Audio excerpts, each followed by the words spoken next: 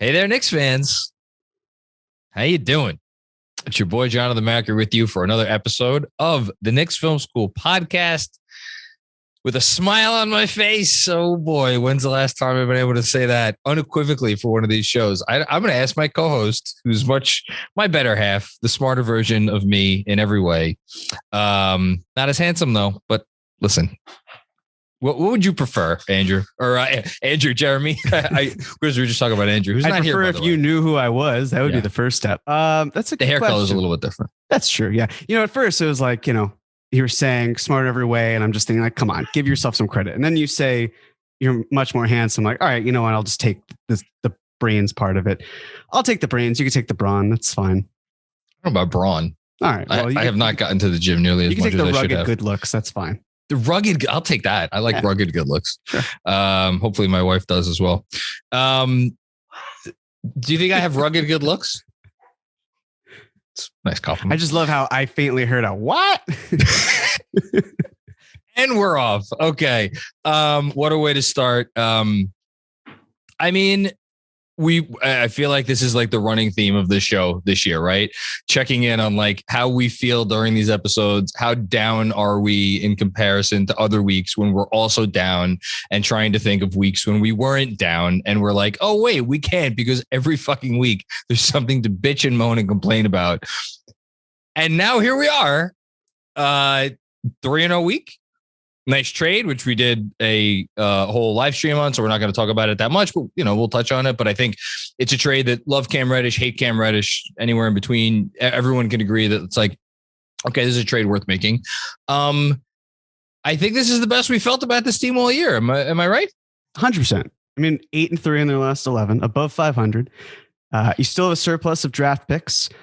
You have more young talent. It's the kind of thing where we as fans, one moment's great, the next moment we're in hell. And so I just want everyone to just look at this one moment, because moments are fleeting. Anything could change. You could listen to this tomorrow and then the Hornets could whoop the Knicks. And then it feels like, well, all of that, it's in the past. But right this moment, before any other games has happened or have happened, just consider the fact that things are going really well. This is a great moment to consider. And the fact that, I guess in the NBA, you can sell two things, right? You can sell hope, you can sell wins. Right now, this week, the Knicks sold both. And I'm eating it all up. I'll take whatever they can give me here. And that's beautiful. I think it's just so nice. Even if you are not a big Cam Reddish fan, the ability to say, all right, well, we're still going to try to make it so that this player who can contribute now, sure, it might cause other things down the line, but we're going to invest in this team now. But it's not a win now move. It's a win later move as well. And it might be a win now move. It could be. We have no idea. Sure. But even still, it's just like, this is one of those moments where I think we should just hang on to it, appreciate it, know that rougher seas are ahead, but also maybe there's more sunshine. But as of right now, very happy. It's funny because so we should say for anybody who's been on vacation or not been paying attention for the last week, there was football going on. And is there anything else going on? I guess, there's just football going on. The Knicks had a 3-0 week. And after starting the week beating the Spurs by 15 points in a game that felt good, but like, you have your hazards up if you're a Knicks fan, because you've been here and done this before. They followed that win up with their best 2 wins of the season, I would say. And maybe we could have some discussion about if there's any other real contenders for that award. It's without question their best back-to-back performance of the season. That there's no dispute about that. And beating the Mavericks at home, and then beating ostensibly a desperate Hawks team on the road, although I don't know how desperate they really played. And so you just said the notion of selling wins and selling hope, and you referenced Cam Reddish, and yet I don't know that there's any better personification of selling wins and selling hope than RJ Barrett, who Andrew always makes the rundowns, and top of the rundown before anything else, he has RJ Barrett and his question that he has written down, which I will read verbatim. Did we just witness the official quote leap, end quote, of RJ Barrett? And to me,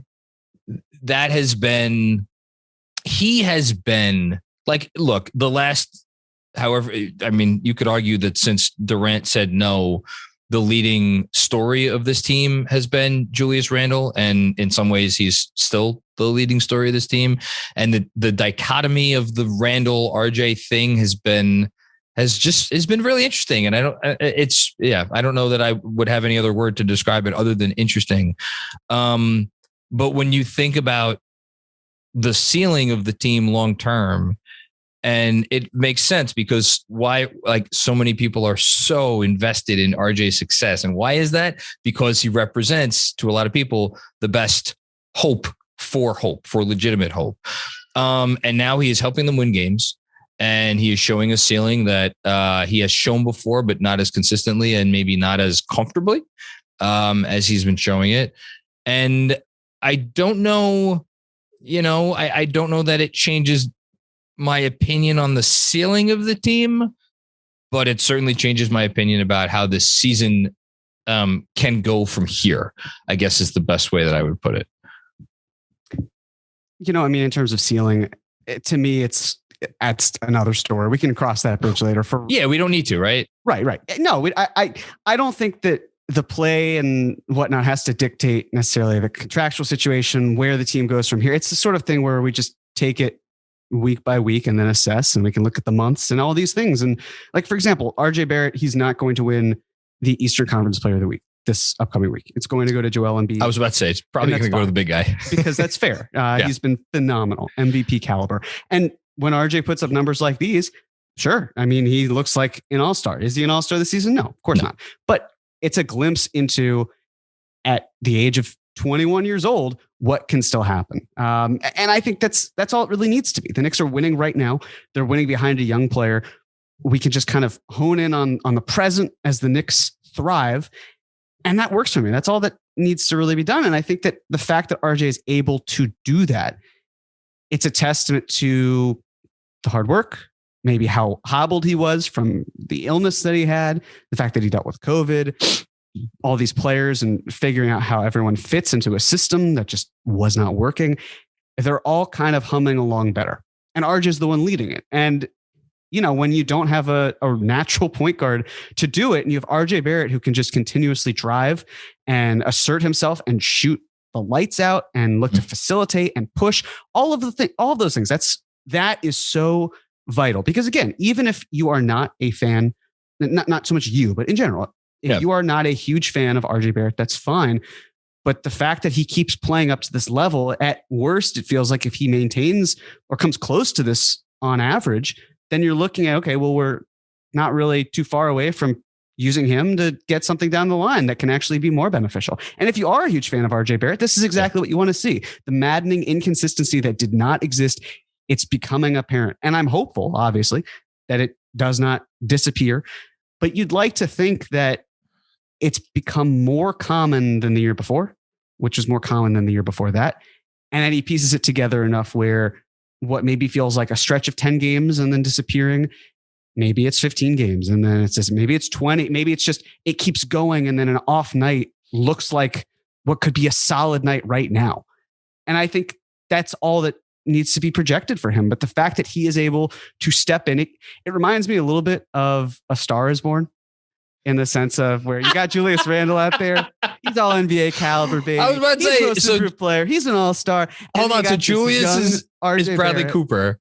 Of course. And Lady. Okay. Yeah. Wow. And now listen, all you want to hope for is that Julius Randle doesn't get up to the stage where he's standing up there on the podium, pissing himself. It's an ugly look. We don't want that. I think we passed that. I think that happened already. Well, but his RJ's star or his stock had to elevate enough where then, it feels like Randall's dropping off. And then you have games like Randall in Atlanta where he's just dominating and the two are this great dynamic duo. And you're thinking, cool, if Randall can look like anything like this, if RJ can keep this up down the line, if you're able to cobble pieces together to add something to there, you got something really good cooking.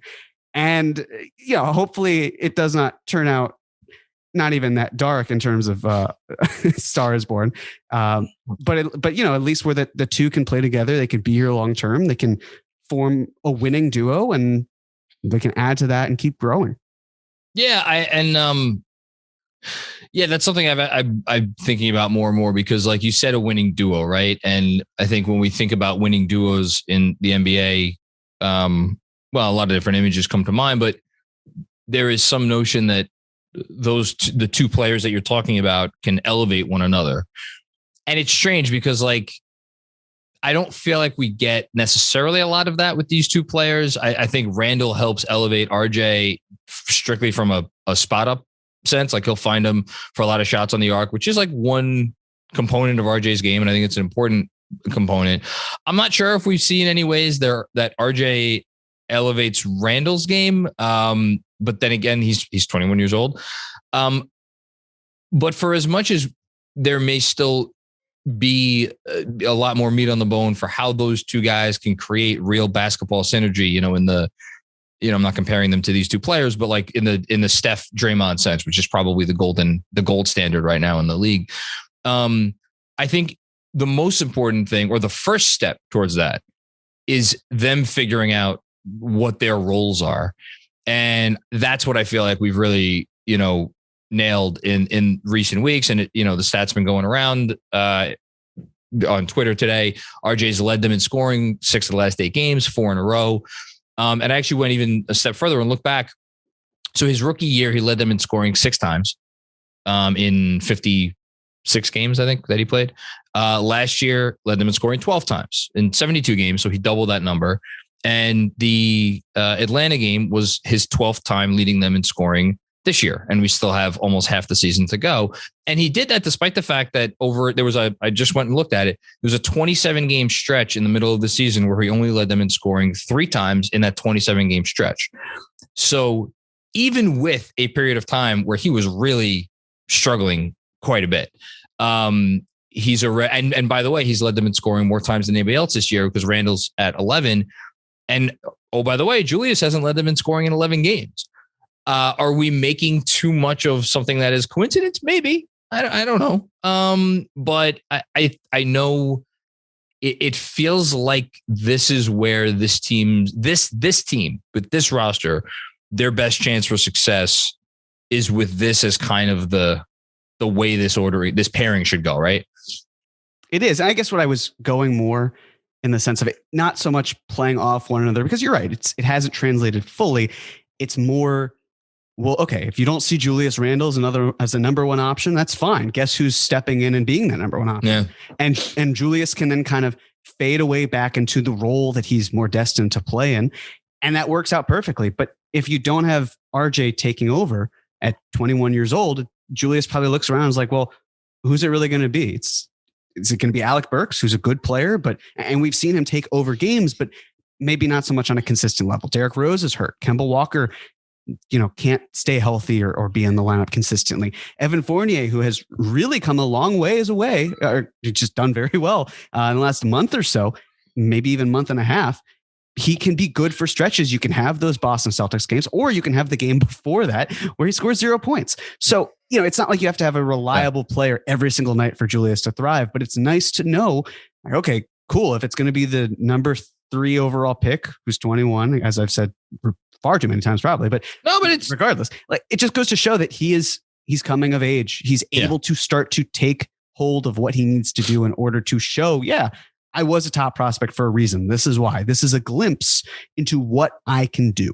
And for Julius, it's really important because it's like, great, there's not as much pressure on me to be the guy. We can be the guys together. We can have nights where I'm doing my thing, you're doing your thing, based on, what they were destined to accomplish from the beginning of the season, when we were hoping that they could switch off and one guy gets hot. Okay, that's great. The next night, another guy gets hot. But it needs to be in a more consistent manner where it's not just someone's hot and everyone else is cold, or at best lukewarm.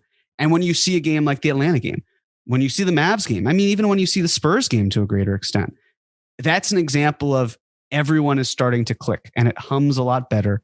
And then you wonder, well, what happens when players start to get healthy? How does that figure out? And you just figure it out when it comes about. Well, in the time being, it's rolling. Yeah. It's interesting you brought up the elephant in the room. I was going to save it for the end of this before we give out game balls. But okay, so let's hold off on that for a second.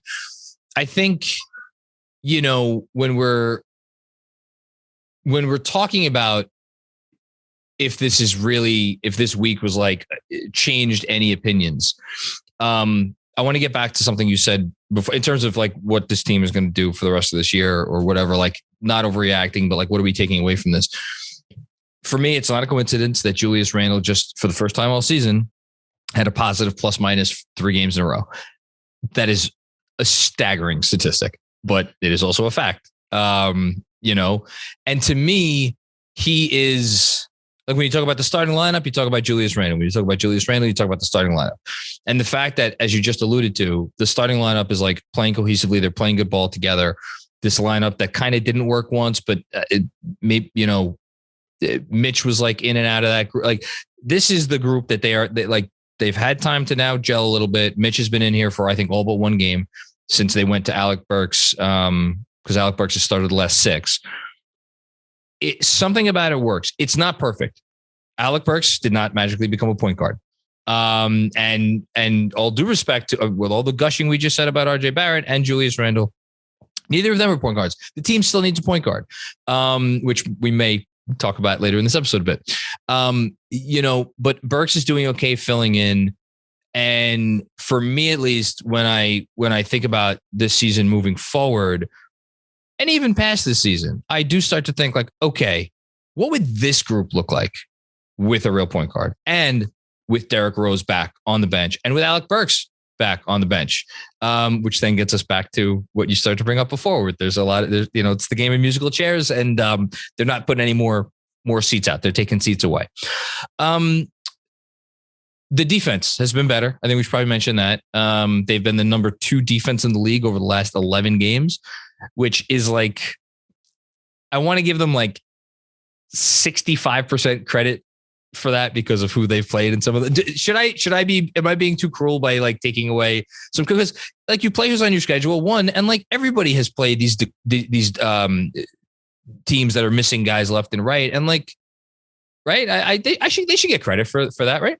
As I said last week, when they were 3rd, if they were 10th, we'd say, hey, they're top 10, but they're 9 teams ahead. Again, if they're ranking that high, I think we give them the credit that they deserve, especially a team like Dallas, who has been phenomenal as of late, right? I think they've been 6-1 their last 7. Yep. They have been scoring on a tear. Their defense has been great. The one loss that they had was against the Knicks, and the Knicks from start to finish just dominated, washed them. Yeah. Luka looked drunk. I'm just going to say that. I don't know how else to say it. And actually, then I had a thought during that game that I wanted to run by you. Like, do you think, obviously, you know Kleber on the Mavs? I do. Do you think that when he goes to his house that he calls it the maxi pad instead of like the Kleber house? Because I feel like that'd be a good thing to say. It'd be weird, but it'd be like the innuendo and the kind of poking fun at it. I don't know. I think that would be, it's just a passing thought I had as I was watching the game in person. Every time I think you can't get any better, you pull something out. I hope he calls it the maxi pad. I really do. That's such a great name. And I hope even more than that there is like a basement that is decorated like the living room from Goodfellas, like the after he gets out of prison living room with the unit, the entertainment system, the whole thing. Mm-hmm. And that there is a neon sign with like script lettering in neon, and it says the maxi pad, excuse me. Pink, obviously pink neon. Of course. It goes without saying. Wow. Okay. So, yes, the Knicks, how could I transition from maxi pad? Well, some Knicks weren't, they were playing like it was their time of the month. At many points, see, not my first rodeo over the course of this season. We should know we don't have Andrew to corral us here. We should have. That's why the cat's away. Yeah. So Andrew, this is on you. You should be here to babysit us, and you're not. Myth. What? And by the way, me? Yes, there are. So the cat's away, and I'm not going to make the joke I was going to make. So Fournier there were reports that maybe he was playing hurt. RJ, did he have a month-long stomach flu? I guess, maybe, possibly. We don't know. Julius Randle, again, quote unquote, nicked up. Or is this just a matter of like, so all of those things are things that were maybe going on, maybe affecting them that I don't think we talked about much on this show. Maybe that's our fault. And then there's the matter of like, okay, they gave it 20 games with the starting lineup they had, pulled the plug. Then they went to a different starting lineup. And then not long after that, and by the way, hardest part of their schedule, not long after that, COVID hits them, guys in and out of the lineup. COVID ends, then Kemba's out. Like, there's a lot of stuff that's gone on. And maybe we've just all been too hard on this team. And I mean, look, they're a game over 500 after, 43 games, right? 45. 41. How many games have we played? 41. It's a half a season. 41 games. No, more than they've 40, played 43 games. Okay, I nailed it. Yeah, 43 games. So a game over 500 after 43 games. In a tough East, maybe we didn't give them enough credit. I don't know. Again, they're an average team, and that's fine because there are a lot of good and average teams out there and that have been playing up to par. No, and recently, of course, the Knicks have not looked like an average team. They've looked like an above average team, where as a whole, they are now one game over 500, which is really still not too far out of line for what Vegas said they would be. It's in line with what Vegas said they would be. Right, exactly. They said 41 and a half, and they are on pace to do just about that. So, yeah, maybe others have taken it to the point. I have been strong in this opinion that they're perfectly average, and that's fine. You've never wavered. Can I just say that? You've never wavered. Not in my life. I make a decision. I plant that flag. I don't waver. It's done. I'll die on whatever hill it is. But and look, it's a great week for us, for the team, for us. It's been fun. And so maybe it's not fair of me to ask this, and I've kind of almost asked this question. We don't have to spend a lot of time on this, but just I'm thinking off the top of my head as we're talking about this. And again, maybe it's not the fairest week for me to ask this question, but like, how would you like to be some of these other fan bases? I mean, can we just quickly go through the list? Sure. Atlanta is probably number one on the list, although I don't know. Atlanta, the Lakers, that's 1A and 1B in some order, right? I mean, I got to say the Lakers number one because of the fact that they are a championship team, or at least they lost by 44 points. Yeah, and they've got a Russell Westbrook problem, which is hilarious because I don't know how they looked at that situation when guarding him in the playoffs and then said, hey, we could use Russell Westbrook to help our team, but whatever. Then I would say the Hawks are probably a close second, when you're 2 games away from making the finals and you're saying we're here for the long term, and then you can't win at home since November. Yeah. Not great. No, they're 1 and 2 in some order. I will throw Indiana in there. I'll throw Portland in there. Although Portland, actually, if I was a fan of Portland and I thought they were actually going to lean into this tank, I might be pretty happy. Although it doesn't sound like that's what they're going to do. So maybe not so much. New Orleans, Sacramento, perpetually Sacramento. Even like a team like Utah, like I know they're 28 and 14 and like, God, what toe wouldn't I give to be 28 and 14? But like even a team like that has a great net rating has had like their season has been like bumpy for them. Right.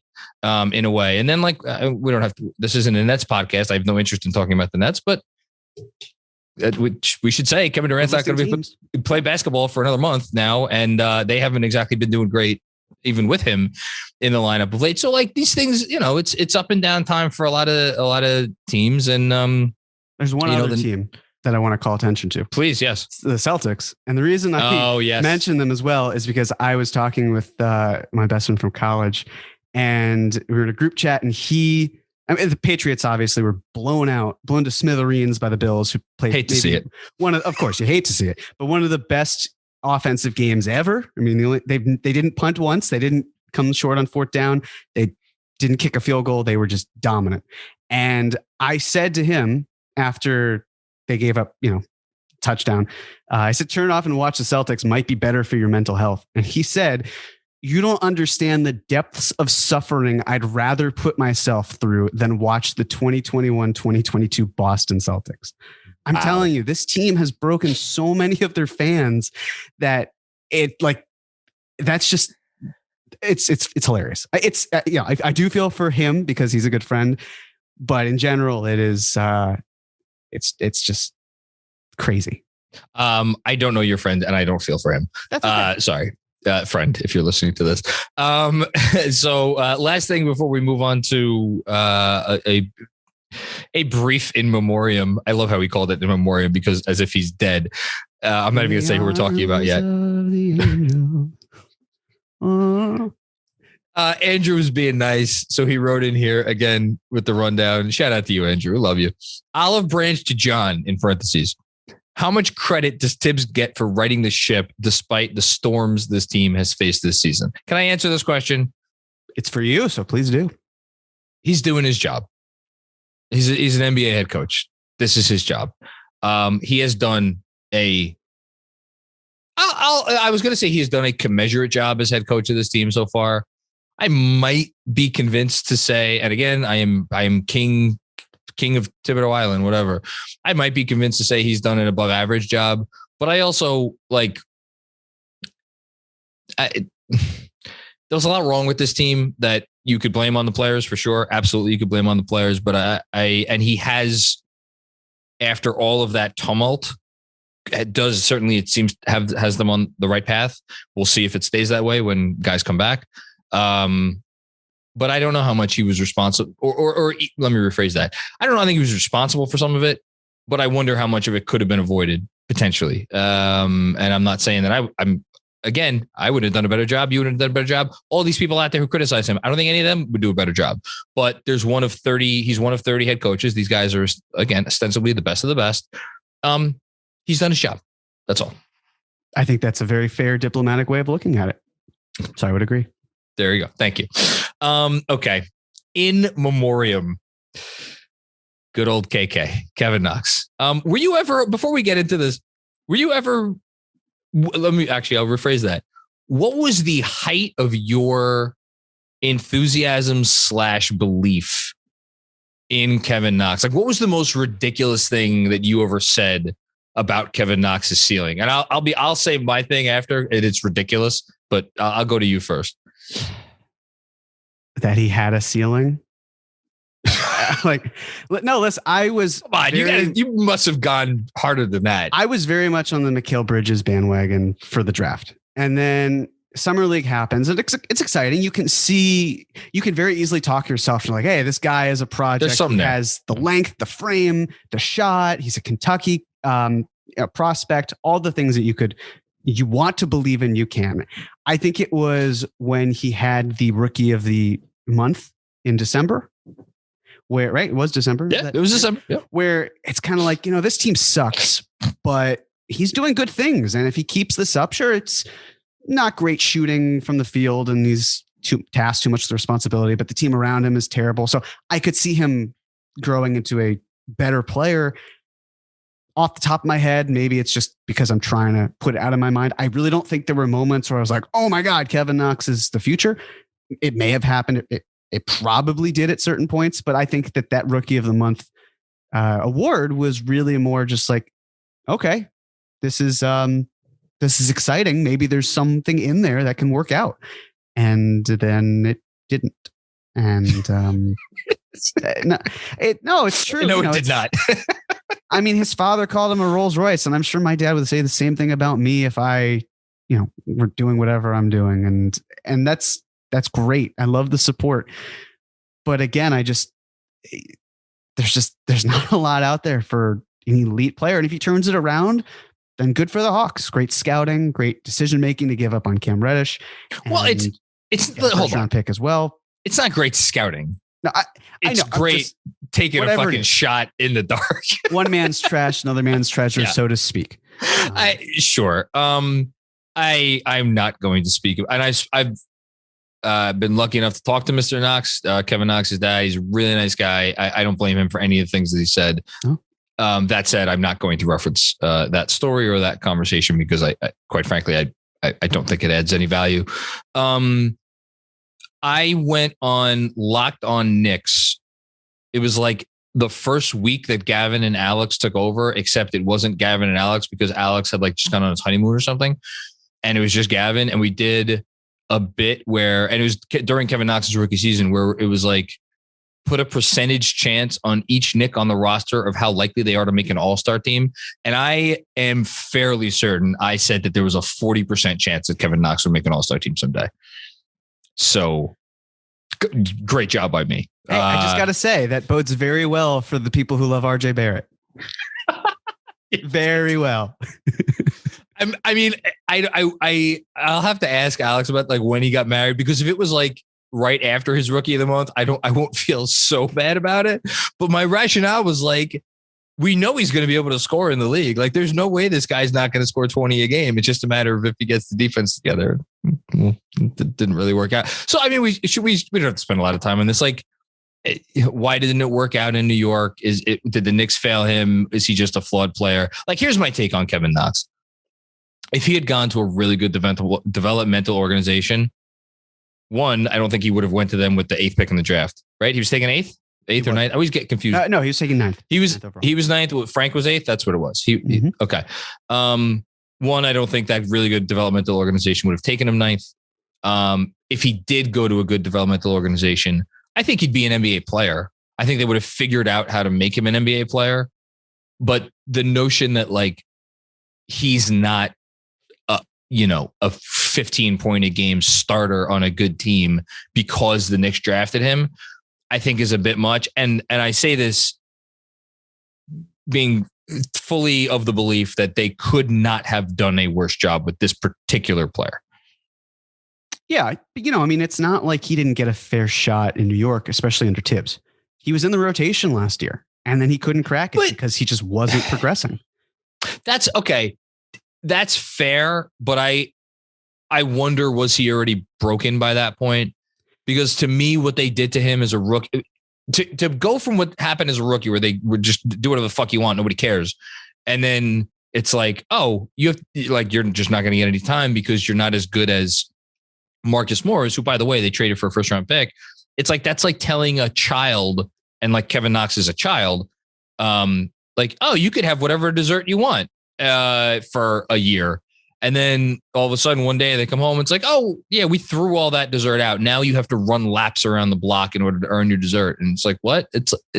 I just didn't think he knew how to handle that. Sure. But I don't know. It seems like one of the bigger things is like, play this player more, do this. And it's like, well, he got free reign. I hear you. It's the restriction where it's like, well, I could do that. Why can't I do that anymore? But like, he had plenty of time to show it. No, I know. Didn't. And then I know he had similar responsibility. He had a coach that could actually do so. I mean, the one thing I remember that his father was saying, because I believe his father was in the military, right? Yeah. And it was like, well, his father was a former NFL player, but maybe he had a military background also. Well, I forget. I know he was at FSU because but because he played with Charlie Ward for that championship team. But it was the sort of thing where I remember reading how he said his son needs discipline. He's the type of player who is, like when you have a drill sergeant type of coach, he responds well to that. That's Tom Thibodeau to a T.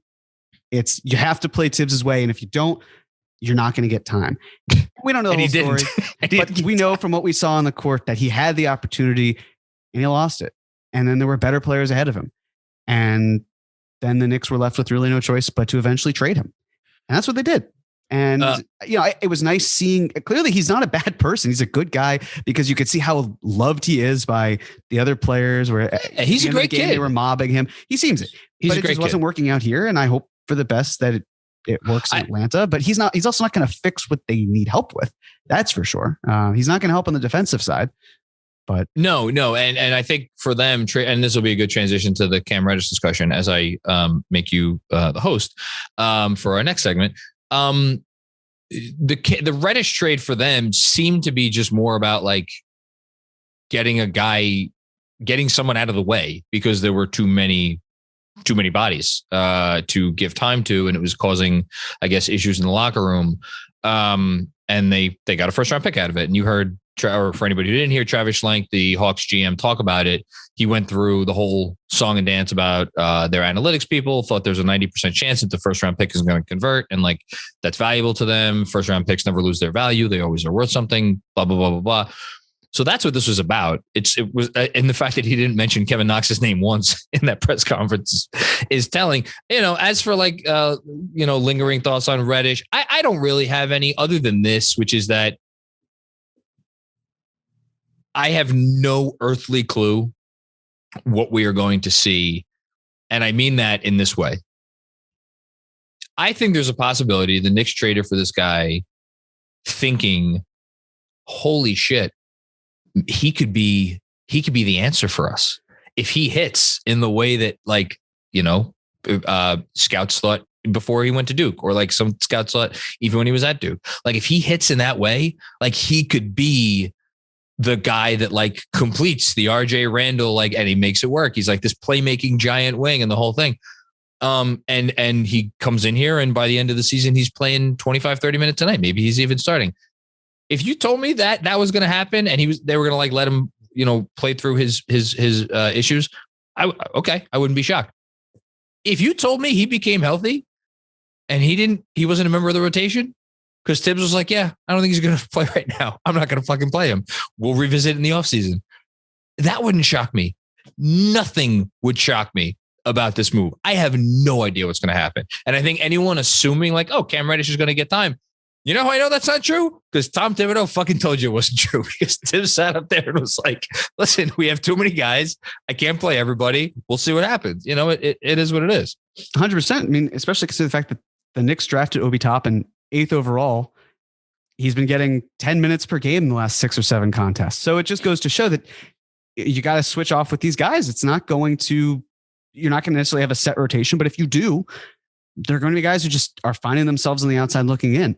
And how you manage that will be fascinating because, you don't need to necessarily trade players. Like I would love to see Quentin Grimes get into the rotation, but if there are better players ahead of him, it doesn't mean you trade Quentin Grimes. It just means he's finding himself more on the outside looking in than he might be. And then in the offseason, maybe you look, okay, well, how can we package players? What can we do to do something where we consolidate so we have less of a logjam? Maybe not maybe not eradicating logjam period, but doing something. I have a prediction. Sort of mindset. Yes. What's your prediction?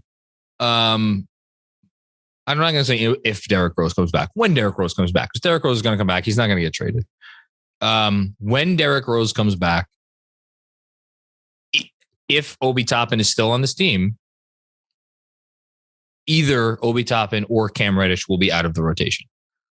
I feel very comfortable sitting here and saying that because whether Derrick Rose starts or Alec Burks starts, one of those guys is going to be starting. Rose is playing, Quickly's playing, and I believe Quentin Grimes is playing. I do not believe there is any chance that Quentin Grimes does not stick in this rotation, especially in favor of Cam Reddish and Obi Toppin. I don't see a world where Tom Thibodeau plays Cam Reddish and Obi Toppin together. I don't think he trusts them. He may not. And again, I hope all of that's, I was just using Grimes as an example, but yes, the bottom line is there's going to be someone who is deserving of minutes, or we feel is deserving of minutes, who just isn't. We're not the coach. Exactly. We don't get to decide. All right. Anything else we need to talk about with I mean, look, we've been dancing around it. I don't think we need to have the whole and this is what every Knicks fans were talking about all week. Like, oh, what's the next trade to come? Like, there may not be another trade to come. Like maybe there's another trade to come. Maybe there isn't another trade to come. We're going to talk about a scenario right now that may involve some things, but the notion that if you think that Leon Rose is going to make a deal before the deadline because he's like, oh, we have too many guys, we must get rid of one of these guys, then you haven't been paying attention. That's not how this front office operates. That's not how Thibs, he's not going to tell them oh, we have too many. No, he's not going to do that. No, so he's not. And for them, it seems patience is a virtue, much more so than for a lot of other fans who might say get me this player, get me that player. I want it now. Yeah. They're comfortable waiting and just letting these things sort themselves out. If the right deal is available, as you say, sorts itself out. If it sorts itself into a deal, then they'll make a deal. But it's anyway. Okay. You have a little surprise for us here? I do. Yeah. It's just a little thing that I wanted to. A small surprise. We talked about it during the live stream, but yes, I sometimes feel that showing might be better than telling as well. The first slides for these always get me. I can't wait to see it. Okay. I do like this one. I think it's a good one. All right, here we go. Oh my God. Okay, hold on. Let me take see, this is the thing. It always, the way it hits me initially, it's like, what am I looking at it? So I am looking for anybody listening on the podcast. I am looking at a camera and a bowl or a Frisbee or an oval. Okay.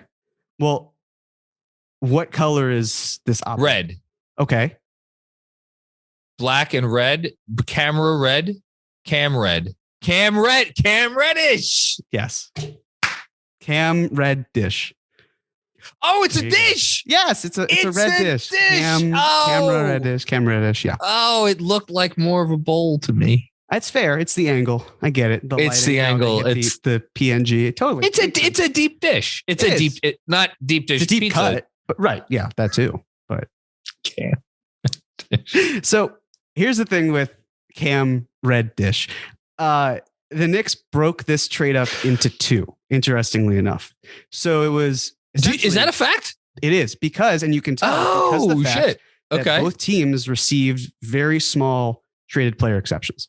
So the way that the trade worked was Cam Reddish for Kevin Knox, and then it was the Charlotte first round pick for Solomon Hill and the Brooklyn second round pick in 2025.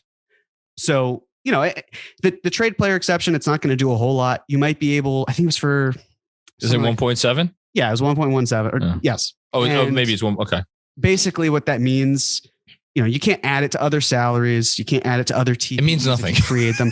Well, it means something if you get like a first year player's salary. Like if you got a rookie's salary in a trade, that would satisfy it. But you can also you don't have to use it. It's probably going to go unused. It may not, but most tend to go unused. This is so small that it just doesn't even matter. That's what. Okay. Don't even. We're just moving on. Cam Reddish. Okay, here we go. Moving on.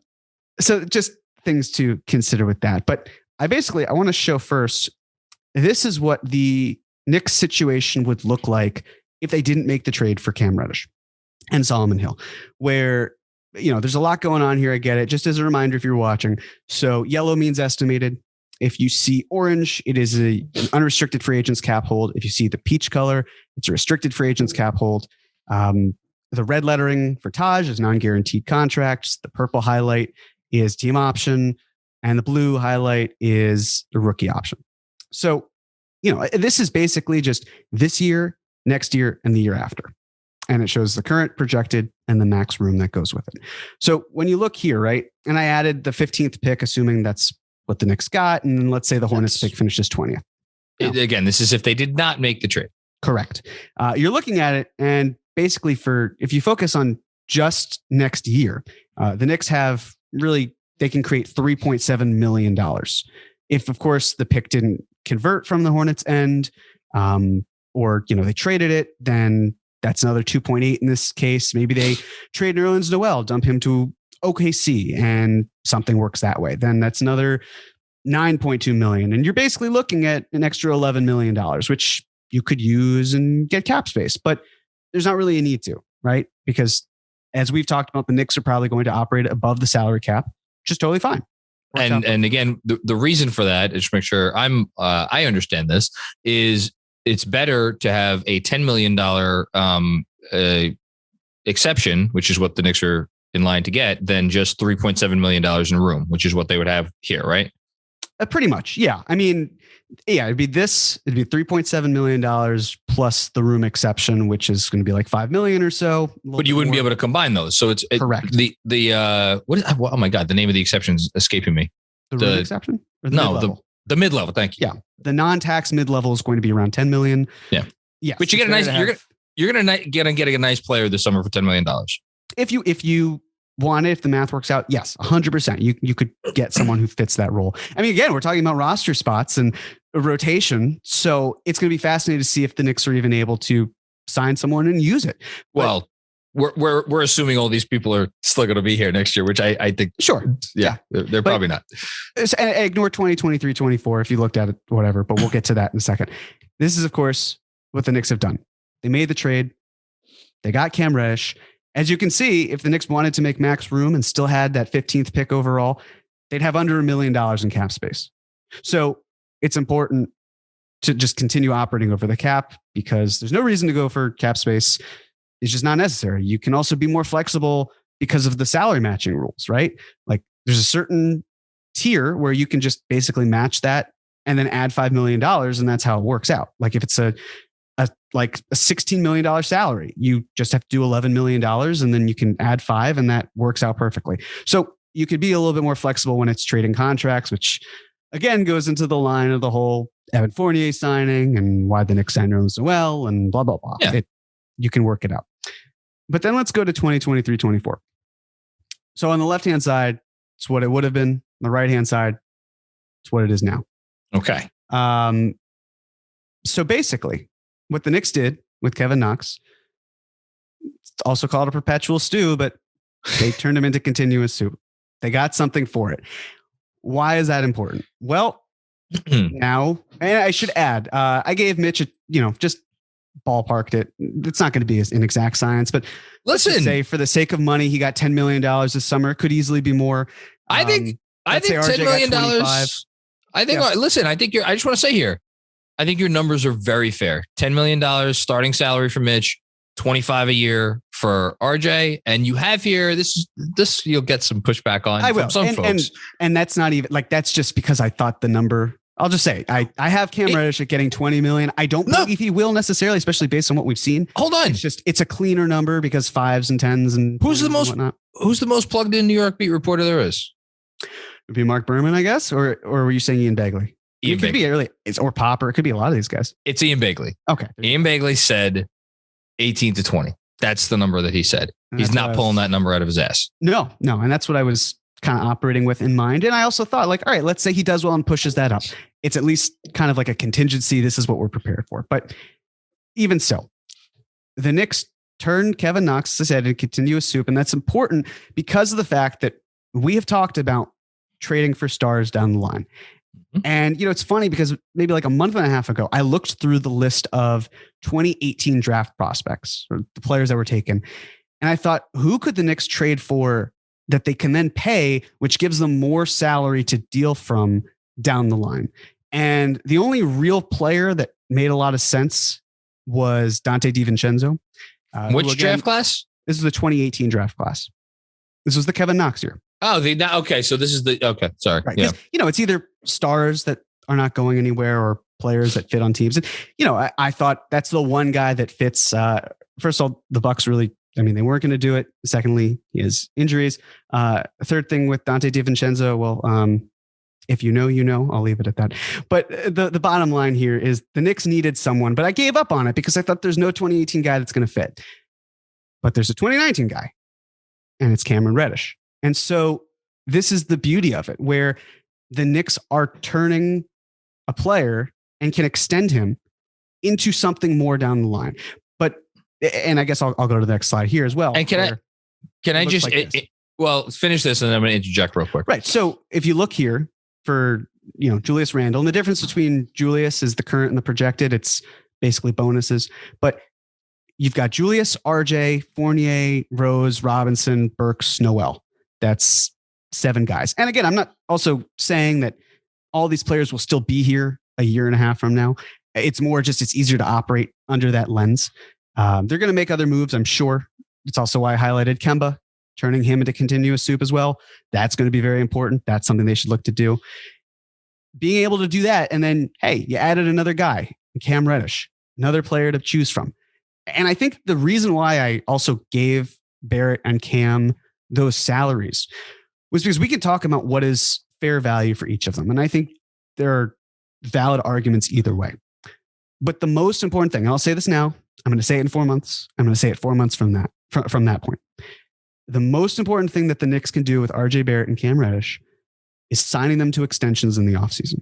Bingo. And the reason for that, it's not about the money. Forget about the money. The reason is if you extend them, then when you need to potentially trade them, if that's what the right deal is, you have them. It's why the Knicks locked down Julius Randle. It's the same thing here. If you let RJ Barrett and or Cam Reddish get to restricted free agency, and then you want to make a trade, it's tough to do because you deal with base year compensation, which we've talked about in the past. With matching salaries becomes a hassle. You risk the market. It's all these things. You overpay for the right to have the premium of trading these players at the drop of a hat if that's what you want. And that is why it is so important to do that, which is why I'm totally fine overpaying, so to speak, more than it is. Even if you're betting against yourself or, whatever it is, you have to lock these players down, because if there is a superstar that wants to come into the building and you have the assets to do it, you can do it without any hesitation. So you summarized it really, really well there at the end. I want to be very clear what we're talking about here. What we're talking about here is the death of free agency in the NBA. For now, at least for the next 4 or 5 years. How the landscape is. You say, I think we need to go into the next CBA and operate under a potentially different set of rules before we're going to get a real scenario where free agency is ever back in a significant way. That's my own 2 cents. I know you may disagree there. Well, the objection I will say is that the new TV deal kicks in 2025. I know. And look at the class that is there in 2025. It's going to be back to, depending on how they work out smoothing the cap and everything, that is going to be a year that is very important. Let me rephrase that. It's not that free agency is dead. It's not a prerequisite anymore. And I'm not sure how long it's really been a prerequisite. Again, Kevin Durant didn't sign with the Brooklyn Nets. Kevin Durant signed with the Golden State Warriors and then was traded to the Brooklyn Nets after they signed and traded D'Angelo Russell to the Golden State Warriors. If players want to go to your city, they're going to go to your city. That is the reality. That has been the case for a very long time now, and it is still the reality. And Andrew, wherever you are, as you're editing this, make sure you have a drink handy. Zach Lowe was doing a very quick assessment of the trade on his podcast, and he noted that the Knicks are obviously not, or he made light of the fact that the Knicks are obviously not going the free agency route anytime soon because of this trade, and the plan is to re-sign Cam Reddish. And then he said something to the effect of but that doesn't even really matter anymore because trades, free agency, it's 6 one, half dozen the other. That is the situation, and the new. Not new, the currency in the NBA in terms of making these trades is tradable salary. And if you look at the cap sheet that, again, if you're watching on YouTube, you could see Jeremy has so brilliantly laid out.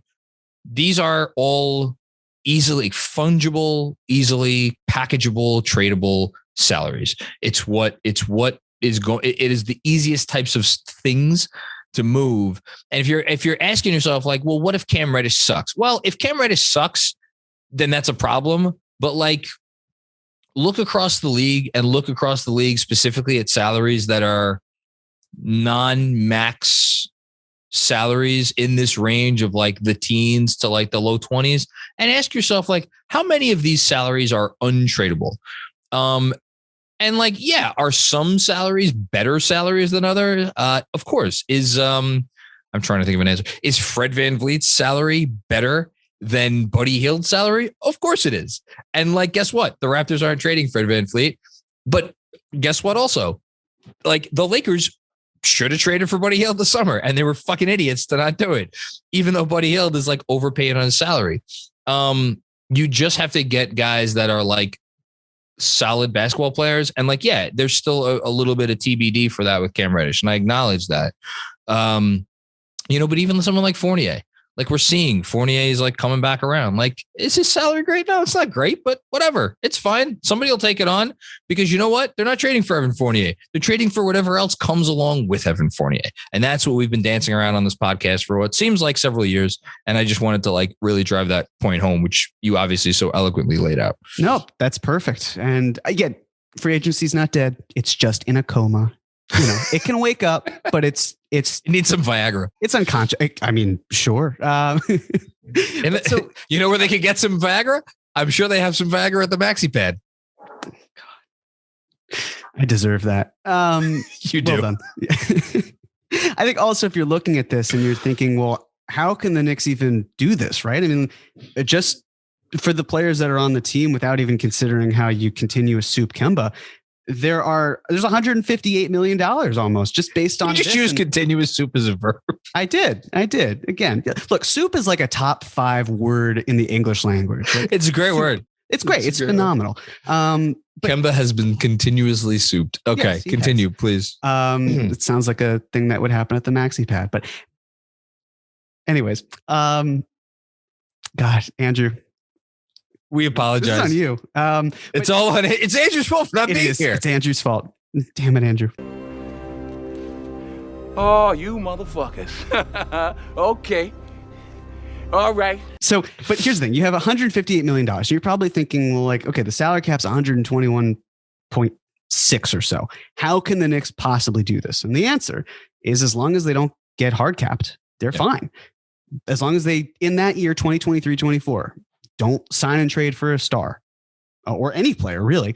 Or hold on. As long as they don't hard cap themselves before they have their championship roster in place. You could hard cap yourself if you this upcoming offseason, I fully expect the Knicks to once again, for the third year under the Leon Rose administration, hard cap themselves, be under the hard cap. But here, you're not going to do that. At least you can't, or you shouldn't, because it's going to just, you can't hit the tax apron. And you can't go over at any point if you are hard cap. So it's the sign and trade. It's if you spend more money than the taxpayer mid-level exception, but using the non-taxpayer one.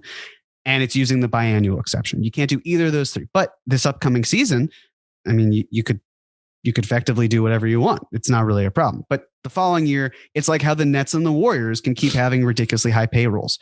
They just don't fall under the hard cap and they're fine.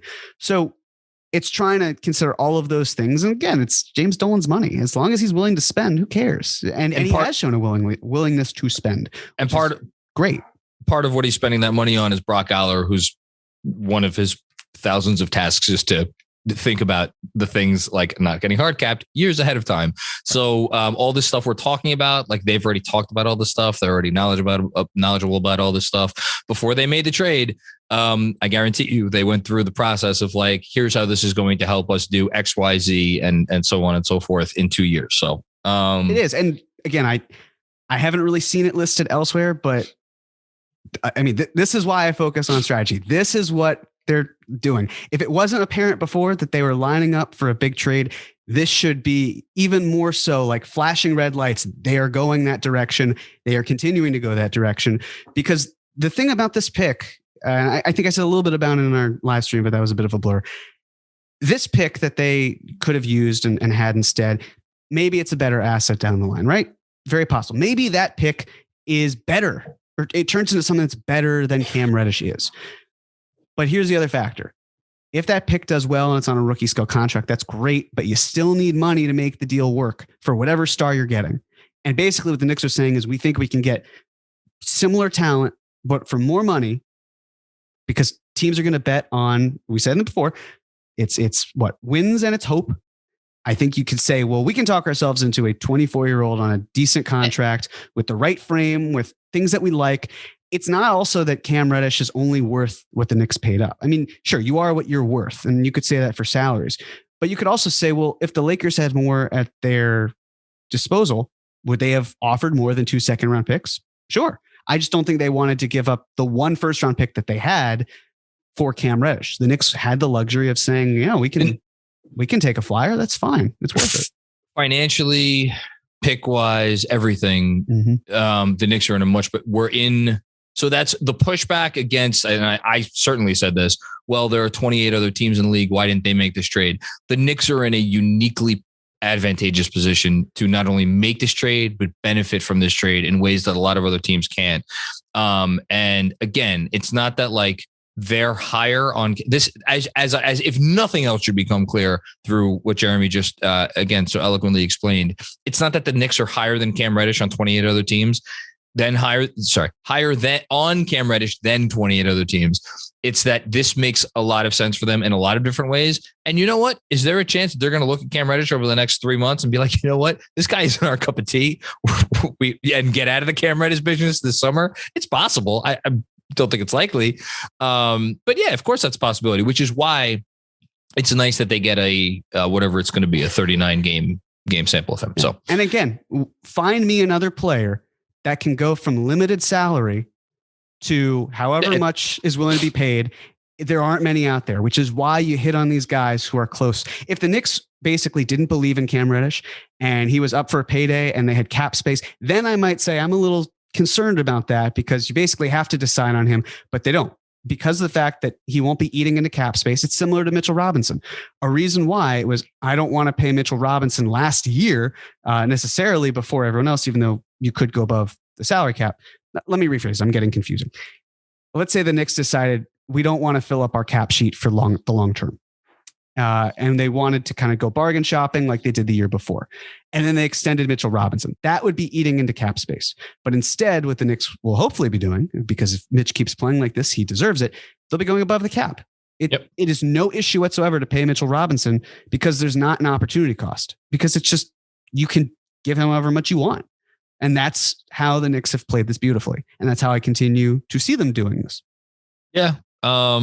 They haven't made any look. You could quibble about their player evaluation and, Fournier's fit and this and the other thing, but from an asset management perspective, they know what the hell they're doing.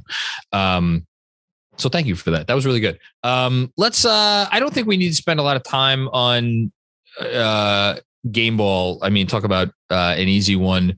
Again, I love Andrew puts here someone else besides RJ Barrett, because John likes to be different. I'm not giving this to anybody else. Fuck that. RJ Barrett. He has risen to a level, I think, in the last week in particular, last 4 games, if you want to extend it a little bit further out, that I at times this season wondered if we were going to get this year. And the fact that we are getting it around the halfway mark of the season is a massive development. And I am extraordinarily excited to see what we get, because I haven't had time to do this, and I wish I had like a day to do nothing, because that's ever going to happen, to look back and see how many other players, because I know there have been other players like this who have made, I'm going to say it, the leap midway through their 3rd season. It has happened before. I know it's happened before. I just can't think of a good comp right now, and I'm going to find one or two. But it feels like that's what we may be seeing. So that's RJ Barrett's getting my game ball of the week. Not just leap. I'm curious about leap in the 3rd year, but also for a 21-year-old, because we've seen how many players in their 3rd year explode on the scene, and yet they're maybe a bit older. But here it's a young kid who's just doing fantastic things. So I think that's very fair to put him there. For me, it's trickier because there are a lot of great candidates. I had Mitch in my doghouse for detention last week. I think he is a phenomenal candidate for how he's been playing, and I could use him as the nominee. I could say really pretty much the entire starting lineup, honestly, for sure. But I feel like I cannot do a cap or no cap without shouting out the front office as a whole. And so I'll give them my game ball. And it's well done. It's I think the other thing here is when the trade went down, obviously there were reports on RJ and Cam not being that close. And the first thing I kind of thought of was, well, like, please just tell me the front office did their due diligence to speak with RJ Barrett. And then RJ said, yeah, we talked about it and I gave my approval. And I thought, great. And then I'm thinking, okay, well, here's what else is probably going to happen. I would imagine that the Brain Trust is going to talk with Walt Perrin and say, Walt, what do the draft prospects look like? And Walt says, this class is whatever. You have to think that this class isn't super talented, which is kind of the consensus. Can I speak to that real quick? I was reading Sam Vecini this week. Yep, and he said the exact same thing. He's like, after the top 4, it's eye of the beholder stuff where you got a guy who's might get drafted 5th, who another team has like 20th on their board, and that this class in general was not, like you said, it was not a very good class. Right. So if Walt Perrin and the rest of the scouting department says we're not thrilled with it, it's fine, then gave approval. And then Leon Rose turned to Brock Aller saying, how can we do this with the math? And Brock Aller says, we can do Brock Aller things with it. And it works that way. And it just, there has to have been conversation. It's not like this was just, let's find that guy. Let's bring Duke back together and make the next move. Yeah, no. It was synergy, other buzzwords that we can use in business, strategy, cooperation, whatever you want to say. I have to give it to the front office. And I think especially as the team does well, and Benji talked about this in a tweet, the ability that the team is showing what the front office wanted the team to do. They are basically saying, this is what we idealized when we brought them all together. It took long enough, but you're seeing the vision come together. And that is in so many ways a gold star for them, because it's not just like, I can't believe they didn't do this. I can't believe they did that. It's, they did this, and we need a little bit of time and maybe some luck to have things come together. We'll see if that continues, but you see glimpses of it now. And I think we have to show where we're at, where the team is at, and give them their flowers for the time being. Perfect segue, to detention. And I'm going to give my detention this week. So anybody who needs to be locked in a room by themselves with just bread and water for the week, to anybody after this week who's complaining about the usage or minutes of Obi Toppin. This is the best week the Knicks have had all season.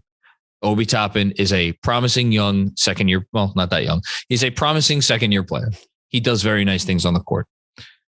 At no time, I don't think, has there ever been a notion from any intelligent Knicks fan that the best solution for this team as currently constructed, you want to talk about making some roster moves and this and that and rejiggering things, that's a different conversation. But as currently constructed, the best solution for this team to reach its ceiling is to have Julius Randle just play better basketball. There was never a world where Obi Toppin was going to be better than Julius Randle. That is not a thing that is ever the case. It is not a thing that is ever going to be the case. So now that Julius Randle is apparently playing better and being more, deferring to RJ Barrett to let RJ take more of the load, if that's the version we're going to get, then Obi's going to, go back to the role that he has. And if you are someone who just listened to Jeremy's game ball and is like, well, how are we supposed to praise this front office if they just drafted this guy 8th overall and now they're burying him on the bench or allowing the coach to bury him on the bench? And, oh, by the way, he might be out of the rotation now that they've traded for Cam Reddish. I want to reference something that the great Yaron Weissman wrote, or at least a story he referenced in his book, Tanking to the Top, about Sam Hinkie. And Sam Hinkie, in accumulating all the picks in the world and the whole thing, Sam Hinkie did so not because he thought he was great at drafting, but because he knew that drafting was a fucking crapshoot and that it was not an exact science and that you were going to make mistakes. And it would be worse for me and I'm not saying Obi Toppin's a bust. I do want to be very clear about that. I'm not saying Obi Toppin's a bust. I'm not saying he's even a bad player. I think he's a very good player, helpful player. And I think he'd be a helpful player on this team. But here's the but. Should they trade him in the next 3 weeks? Or should he go out of the rotation for a period of time? I don't want to hear that is some kind of a black mark on this front office, because every front office has hits and misses with draft picks. The point is to not live in the past and not be handcuffed by past decisions because you're like, oh, we picked this player, we must see this through. That's bad decision making. You have to look forward. I hope the best for Obi Toppin moving forward. I can't hear any complaints about oh my God, none of this matters because they're only playing Obi Toppin 10 minutes. Come on. This is crazy. So anybody who's saying that, sorry, I'm putting you in detention. I think that's fair. And the other thing with Obi we can go back to is National Player of the Year in a year where scouting for a draft was the most challenging it maybe has ever been due to the pandemic. Yeah. They were operating on what they could. Obviously, he was working with Jalen Brunson's father, Rick Brunson. They had inside info, CAA. We know all the connections. It doesn't even matter. The Knicks went out and they found a player that they felt could fit with what they're doing. And to replace the guy they probably thought they were going to trade. Probably. And then turned into what he turned into. Right. And now, am I worried about Obi Toppin's place on this team? I am.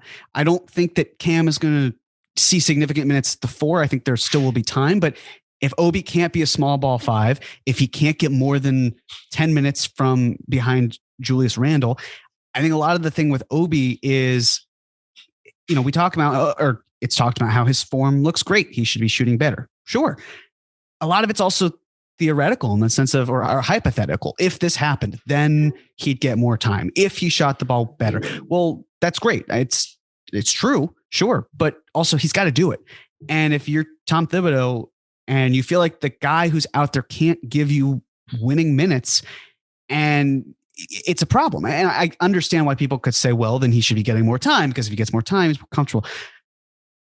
We talked about the logjam. We talked about the issues. You don't also trade, and I know you're not suggesting this, but you don't package Obi in a deal to ease out of the consolidation just for the sake of it, right? Like, I've talked about Miles Turner, who has certainly cooled off and now is injured and is now, and as Mitch plays well, it's like, okay, well, is he really the strongest of targets? You don't necessarily turn around and say, well, what about Obi and Noel for Miles Turner? Why? Well, it's an upgrade at the 5 and Obi's not playing. Okay. You don't just give it away because you're not using it properly. If you want to use him properly, you need to, but it's not like you have to move him right away because of the fact that there's nothing happening.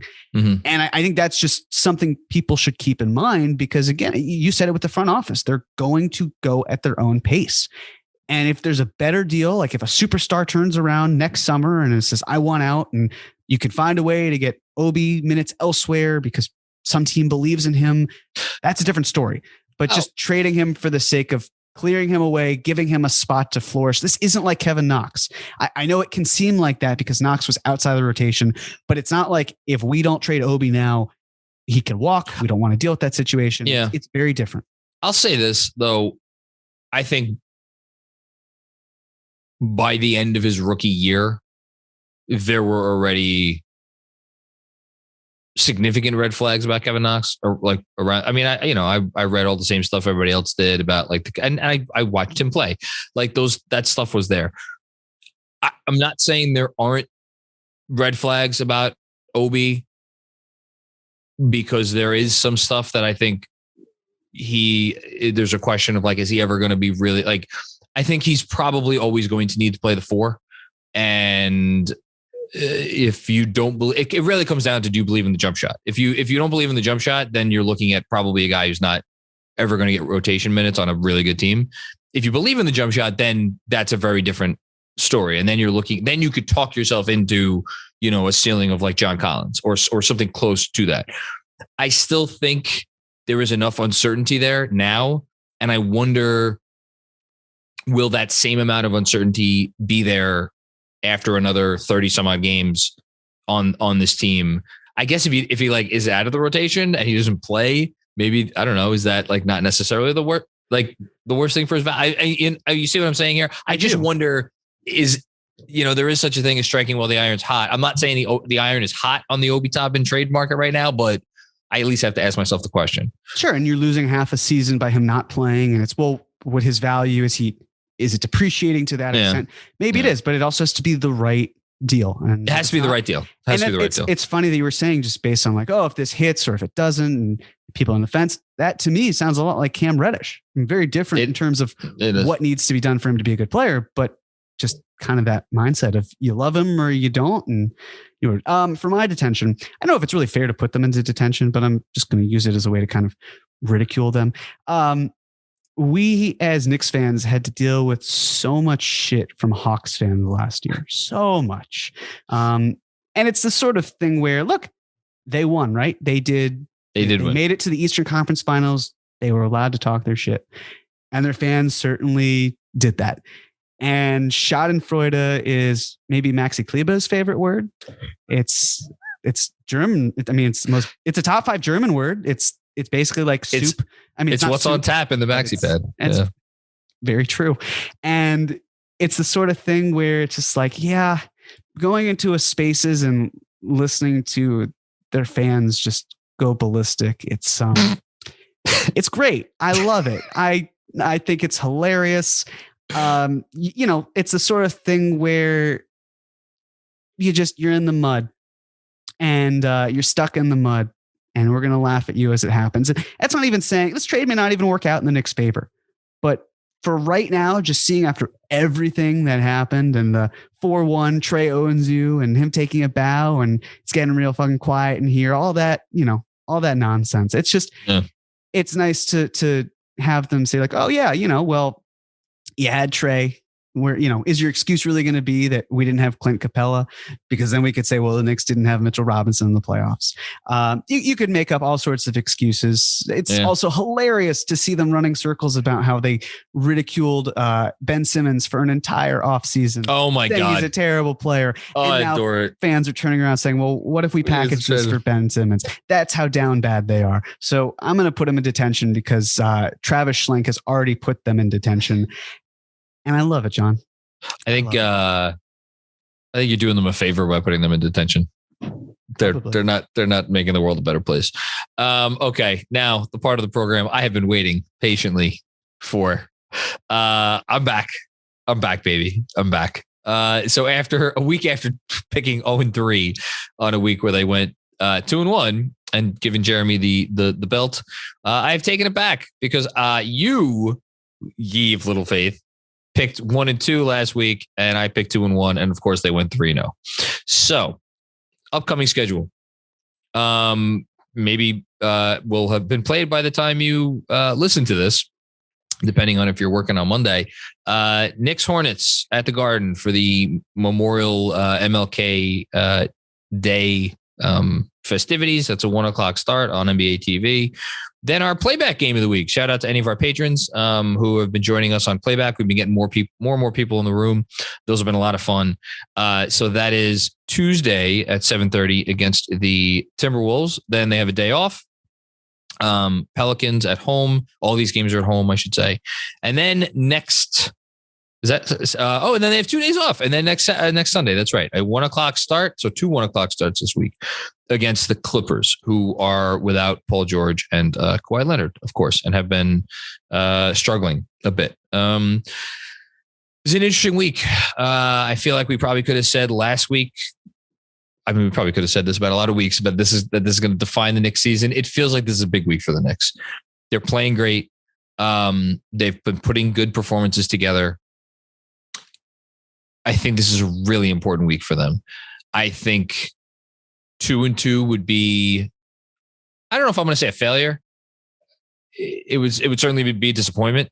I think they kind of need to go 3-1. I'm not saying they need to go 4-0. It's crazy that I could sit here and say this about this fucking team. I don't think 4-0 is crazy. And maybe you'll pick 4-0. I don't know, but I'm taking 3-1. I think it's the obvious pick, and I'm not going to try to outsmart myself here. I had a feeling, and I probably would have leaned that way too, but no, I will not be taking 4-0. I will balance it more so and go 2-2. Listen, it's the Hornets have been a good team. I think another big reason why the Knicks considered trading their pick is because there's a chance that it falls out of the top 18 and it converts. And the Knicks did not want that. Again, I really think this pick was made in mind for it to convey in 2023 when you have 3 picks and a great draft, and the risk and the reward of that and Cam Reddish, as we discussed, just Cam Reddish won out. And that's fine. I'm totally cool with that. But the T-Wolves are an aggressive team. You got Karl-Anthony Towns coming back. Pelicans have been hot, not too hot, fortunately, for my under 39.5, but enough. And then the Clippers. I mean, the Clippers went into Boston, for example, and they won without Kawhi and Paul George. They've been feisty bad. They have. But they've been feisty bad. Listen, when you look good, you feel good. And when you feel good, you win. So they could very easily go 3-1. I, once again, hope you are correct, but I will be going 2-2. It's the smart play. We'll see. Nothing would shock me. Again, not with this team. Okay. I think we've done this one justice. Anything else before we leave? I feel like we've definitely said enough. At least I have. So I'm just gonna zip it and say this was fun. Yeah, this was fun. To anyone, obviously, well, if you're listening to this, you're listening to this on the day we celebrate Dr. Martin Luther King Jr. So happy MLK Day to you out there. And obviously shout out to the man for all that he did. And, we're all thankful for that. And yeah, I'm looking forward to some more good basketball. This has been fun. It's fun to talk about this team. It's always fun to talk about this team, but it's like it's a little extra fun to talk about them now. So we finally got our week, by the way, where we didn't have to deal with the loss at the end. It wasn't 2 wins and then a loss, and then we finally got it. Crazy. Yeah. Big shots down the stretch. All right. Everybody out there, thanks for checking out another episode of the Knicks Film School Podcast. Don't forget, if you enjoy the show, feel free to drop a rating, review. If you're not subscribed, feel free to do that. And we will talk to you all very soon with more fun and games. Peace out.